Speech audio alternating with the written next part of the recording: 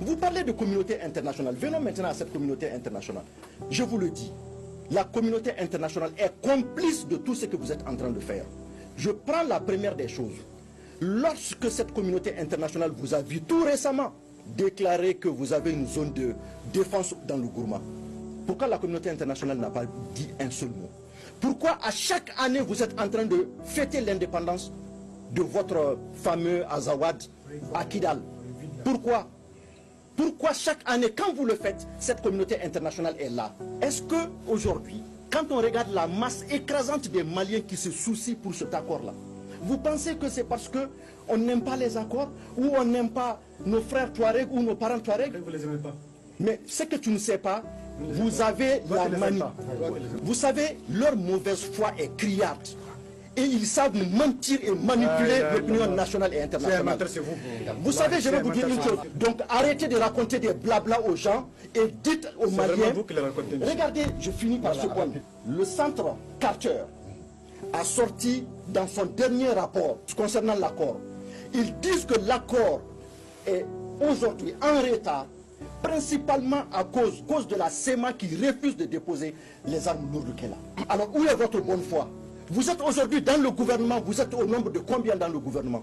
Si la bonne foi dont vous parlez, la paix dont vous parlez, si réellement c'était votre ambition, le minimum que vous pouviez faire, c'est de demander pardon au peuple malien pour les 5000 morts après la signature de l'accord. Plus de 400 villages supprimés de la carte du Mali. C'est vous, parce que c'est vous qui avez commencé cette crise. Si vous n'avez pas amené votre horde de terroristes au Mali, cela ne se serait pas passé. Et c'est vous qui avez encore mis le Mali dans cette situation. Et c'est vous qui avez encore mis le Mali dans cette situation. Merci infiniment, M. Maïga. Merci infiniment. Parce qu'il faut dire la vérité. Un seul groupe minoritaire ne peut pas se lever de prendre un État en otage. C'est impossible. Il faut dire que ces gens-là sont manipulés et leur mauvaise foi, il faut dire la vérité. Ces gens-là sont victimes de leur leader. Ils sont victimes de leurs représentants. Parce qu'ils sont manipulés, ils ne se rendent même pas compte. Et leur mauvaise foi est très claire. Leur mauvaise foi est très claire envers le Mali. Les jeunes hommes que vous voyez en fait en train de parler, ils disent chez eux ils n'ont rien. Pas l'école ni rien. Mais pourtant, lui personnellement, il oublie tout ce qu'il a eu comme éducation. Il a bénéficié du système éducatif malien. D'accord? Le mec il oublie ça. Vous êtes de mauvaise foi. Et si vous voyez à l'heure d'aujourd'hui que le Mali est arrivé à ces niveaux, c'est à cause de vous. Et il a raison, M. Maïga. Vous devrez demander pardon à tout le peuple malien. Parce qu'il faut savoir que vous n'êtes pas plus malien que les autres Maliens. D'accord? Les Maliens du Sud et de l'Ouest, qu'est-ce qu'ils vont dire par rapport à eux? Et puis il faut dire la vérité. Fait ATT, perd son homme, avait dit ça. C'est que le Mali a fait au nord. Il n'a pas fait ça dans aucune région du Mali.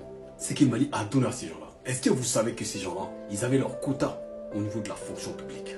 Est-ce que vous savez que ces gens-là, il n'y a aucun, depuis 1991, il n'y a aucun gouvernement malien sans que ces gens-là font partie du gouvernement malien, alors qu'ils n'ont pas la compétence, ils n'ont pas la connaissance. Mais pourquoi nous faisons tout ça? C'est pour éviter la guerre, c'est pour éviter les conflits.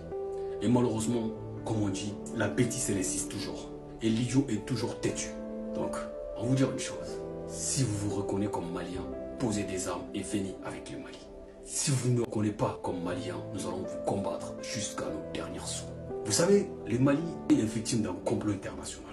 Il faut savoir que nous sommes, le Mali est victime. Nous sommes un État agressé.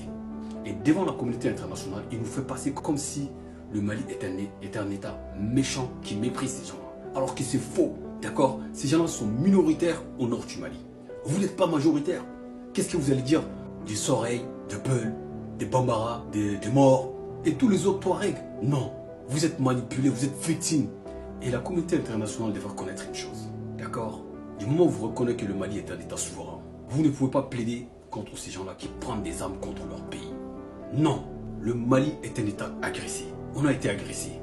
Donc le Mali a les droits de se défendre sur tous les plans et par tous les moyens. D'accord? Nous sommes un État agressé, que ça soit clair. On n'a agressé personne. Un État agressé doit se défendre. Vous allez laisser des armes, des cris ou de force. Parce que le repos éternel est toujours en actualité. Les opérations s'y poursuivent. Le Fama, le moral est au beau fils. Nous sommes de cœur avec vous. Ce qui ne vous tue pas vous rendez toujours plus fort, les gars. Nous sommes tous Fama. Je suis Fama Bi. Je suis Fama Chini. Soyons comme un seul homme derrière nos Fama. Cette victoire, la victoire nous appartient. Et nous n'allons pas lâcher des cris ou des forces. Vive les Mali, vive les Mali, vive les femmes.